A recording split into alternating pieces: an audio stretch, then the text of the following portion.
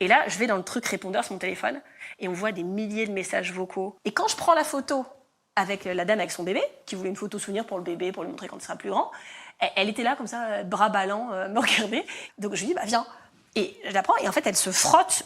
Elle me prend par la taille. Oh, mais là, je sens directement qu'il y a un truc, personne ne m'a jamais pris par la taille comme ça. Personne. Ni en boîte, ni nulle part. Et elle me prend comme ça et elle m'agrippe en fait. Et j'ai premier sursaut, elle se frotte en fait contre ma cuisse. De manière, et ça tu le comprends tout de suite. Et donc je me retourne et là je vois qu'elle a sa tête là et je la reconnais à ce moment précis. Et je dis, oh, c'est la meuf de vidéo. Et je lui crie dessus, je dis, mais qu'est-ce que tu fais là? Je dis, qu'est-ce que tu fais? Je la pousse et elle part en courant se cacher derrière un sapin. Et donc j'arrive et je dis, Cécile, je viens de me faire agresser par une femme. Et Céline me dit, ça va? Je dis, oui, ça va.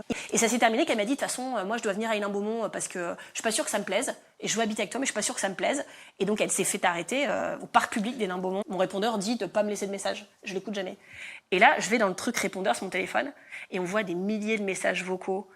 Certains où elle me demandait en mariage, d'autres où elle pleurait. Enfin, et franchement, ils disaient, oh, bah voilà, c'est votre copine. Et même pendant la garde à vue, ils m'ont dit, vous savez, la garde à vue a été éprouvante pour nous, en fait, parce qu'elle nous a parlé de vous pendant 12 heures, de votre amour, et de son ex-copine Perrine.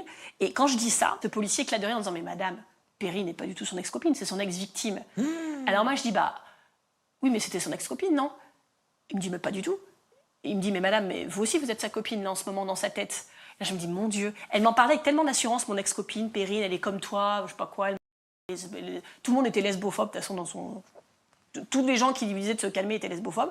Et donc, et je me dis, mais même moi, enfin, alors je sais que Nana a quand même un problème, même moi, je considère que cette Nana est son ex-victime. Et elle avait eu 75 000 textos. Oh